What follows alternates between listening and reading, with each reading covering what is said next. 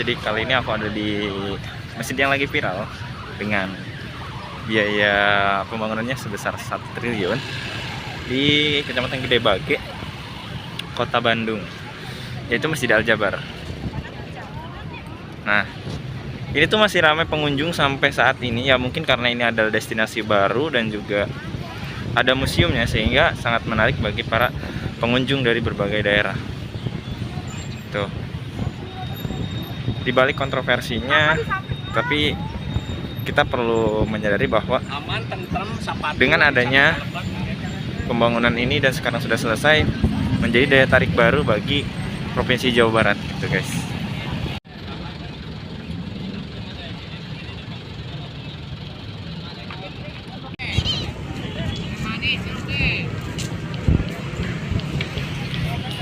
Nah jadi guys, pengunjungnya itu ramai banget. Untuk akses menuju Masjid Al-Jabar ini, kalau dari arah Kota Bandung itu menggunakan kendaraan pribadi bisa melalui jalur apa namanya itu, ke Ciwastra, daerah situ lah pokoknya.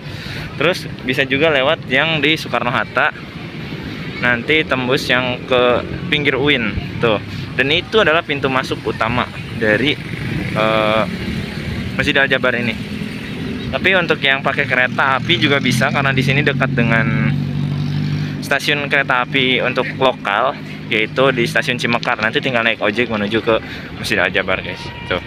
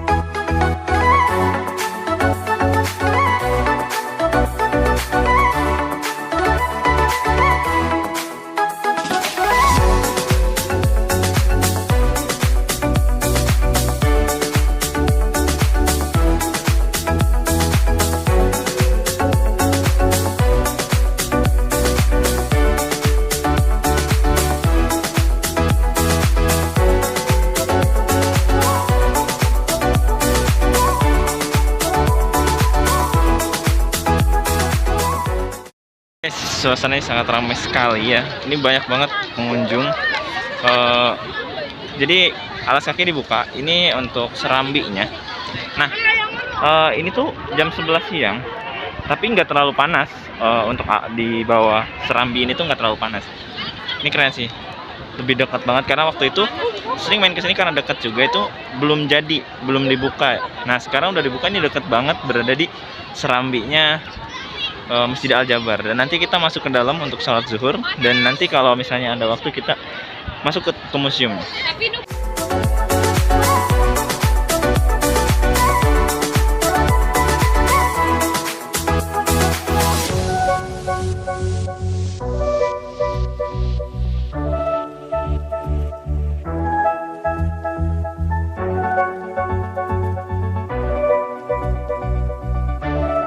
Oke, sekarang kita coba naik ke atas. Bagaimana kita melihat pemandangan dari atas ke arah sana? Oke, ini asik banget sih. Meskipun cuacanya panas, tapi untuk lantainya ini nggak terlalu panas. Ini oke lah, adem. Nggak terlalu adem juga sih, tapi masih toleransi gitu. Jadi tuh lantainya ada dua warna, yang hitam sama yang putih. Nah untuk yang hitam ini emang agak panas, tapi tuh yang putih ini emang nggak terlalu panas seperti yang hitam guys. Keren banget. Wow. Nah, ini di sini juga lantainya ini adem, nggak terlalu panas. Wah.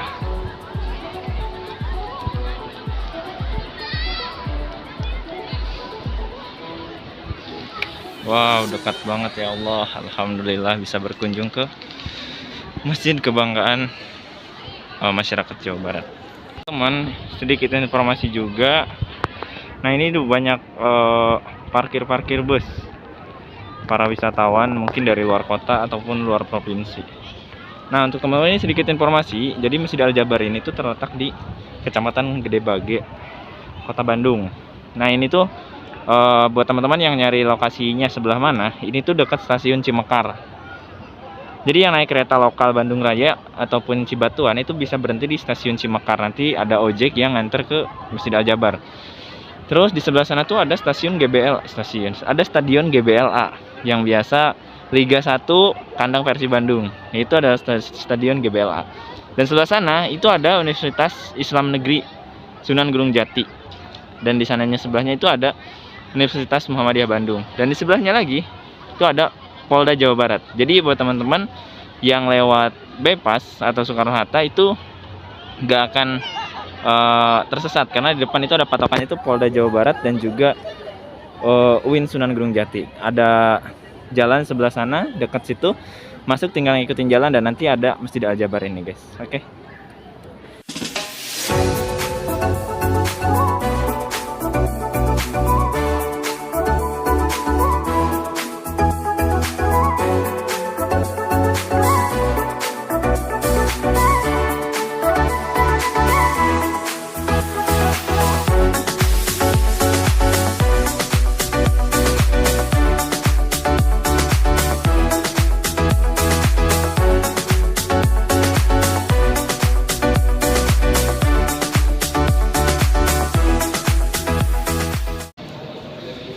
Mungkin ini itu nanti menjadi museum dari Masjid Al-Jabar ini, karena ini masih belum dibuka, masih tahap pembangunan, kayaknya progres akhir finishing, jadi ini belum dibuka.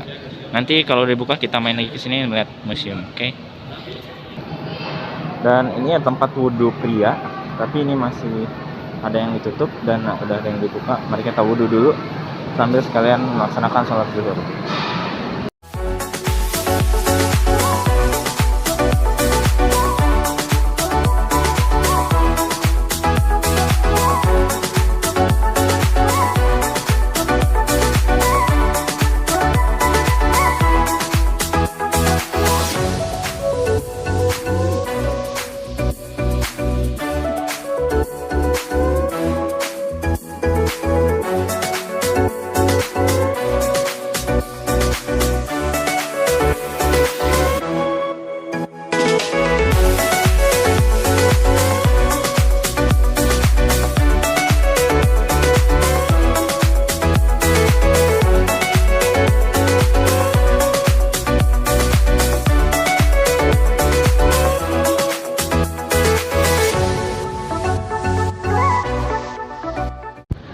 Jadi Masjid Al-Jabar ini tuh sekarang lagi hangat diperbincangkan oleh netizen, bahwa apa sih urgensi dari pembangunan Masjid Al-Jabar ini yang sampai menelan biaya kurang lebih 1 triliun, yang dimana banyak netizen ataupun ada netizen yang berkomentar tentang pembangunan masjid ini menggunakan APBD Provinsi Jawa Barat.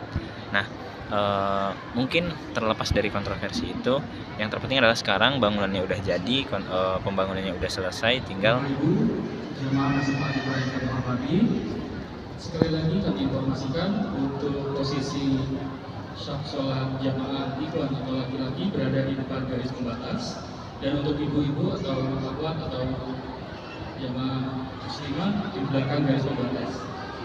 Untuk bapak-bapak yang berada di belakang garis pembatas, kami persilakan untuk maju ke depan. Kebetulan di sayap kiri juga masih kosong. Terima kasih atas perhatian. Nah, kembali lagi ke pembahasan tadi bahwa bukan sekarang itu mungkin itu adalah kritik, saran dan juga masukan bagi pemerintah ke depannya untuk pembangunan sesuatu yang mungkin berdampak bagi masyarakat. Nah, tetapi di balik itu sekarang bangunannya udah jadi, pembangunannya udah selesai. Sekarang adalah tinggal bagaimana kita bisa memaksimalkan apa yang telah dibangun gitu loh. Semacam Masjid Al-Jabar ini bisa dijadikan sebagai sumber ekonomi baru yang berada di sekitar Masjid Al-Jabar ini gitu. Baik itu kontroversinya seperti apa dan juga bagaimana yang udah jadi mungkin tidak mungkin juga kalau dibongkar. Ini kan udah menelan biaya yang sangat mahal. Juga sekarang animo masyarakat baik itu dari kota Bandung ataupun luar kota Bandung itu cukup baik, sehingga ini menjadi destinasi wisata religi yang baru, dan ini bisa dimanfaatkan oleh masyarakat untuk membangun lapangan pekerjaan baru, baik itu berdagang ataupun menyediakan jasa layanan transportasi dan juga hal lainnya. Nah, maka dari itu untuk sekarang itu yang terpenting adalah bagaimana kita memanfaatkan destinasi wisata baru ini menjadi penggerak ekonomi masyarakat itu guys. Jadi jangan hanya melihat dari sisi buruknya aja, tapi dari sisi baiknya kita bisa bangga menjadi warga Jawa Barat memiliki masjid yang ikonik dan juga dapat menemukan ekonomi baru di sekitarnya. Juga mungkin selain masyarakat, dinas-dinas terkait yang mungkin bisa meningkatkan fasilitas yang bisa menunjang akses dari tempat para wisatawan datang hingga masuk ke area Masjid Al-Jabar ini, kayak semacam jalan sekarang kan masih sempit jalan atau kecil lah, dari jalan raya bypass menuju ke sini itu masih kecil. Nah, juga mungkin kayak petunjuk arah dan juga segala rupanya itu mungkin bisa lebih ditingkatkan lagi, sehingga masyarakat yang akan datang ke sini bisa lebih mudah dan juga lebih nyaman, dan juga tidak menimbulkan kemacetan yang berlebihan, sehingga masyarakat yang berada di sekitar Al-Jabar ini merasa terganggu ataupun tidak nyaman dengan adanya kemacetan yang membuat aksesibilitasnya itu menjadi sulit, pergerakan kemana-mana itu sulit. Nah, itu mungkin menjadi salah satu PR yang harus segera diselesaikan oleh dinas-dinas terkait itu, teman-teman.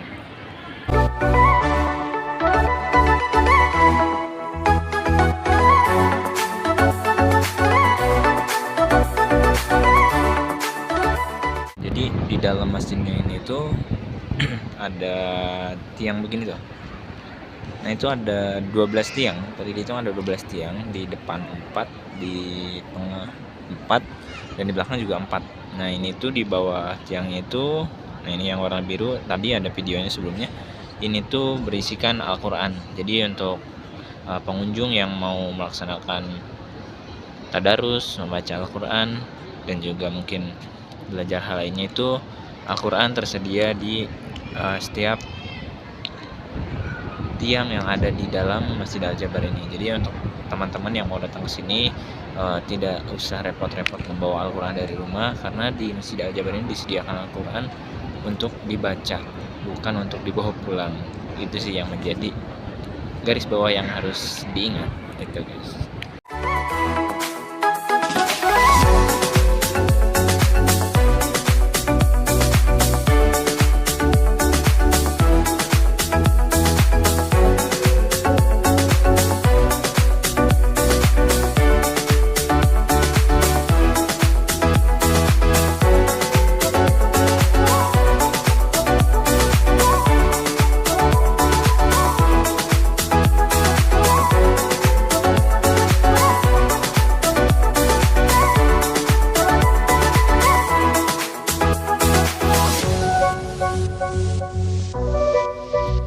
Untuk teman-teman, terima kasih udah ngikutin perjalanan aku mengelilingi Masjid Al-Jabar yang ada di Kota Bandung ini. Masjid yang baru, viral, dan juga sedikit mengundang kontroversi. Tapi mudah-mudahan pengunjung yang saat ini sangat banyak bisa bertahan sampai kapanpun. Karena maksudnya kesadaran kita dalam beribadah itu tidak melihat kemana kita pergi ataupun sejauh apa kita pergi. Karena yang namanya ibadah harus tetap kita laksanakan, kewajiban apalagi yang 5 waktu untuk umat muslim itu harus dilaksanakan ya, meskipun jauh, meskipun sedang dalam perjalanan ataupun wisata, apalagi ini ke masjid yang mewah, bagus, dan juga sangat ikonik, itu bisa menjadi motivasi tersendiri dalam melaksanakan ibadah. Dan mudah-mudahan untuk jemaah dan juga yang melaksanakan ibadah di tempat ini bisa terus konsisten dan juga bisa terisi dengan baik gitu loh, sehingga tempat ini bukan hanya dijadikan sebagai tempat wisata, tetapi bisa dijadikan tempat ibadah agar fungsi utama dari masjid ini sebagai tempat ibadah itu tetap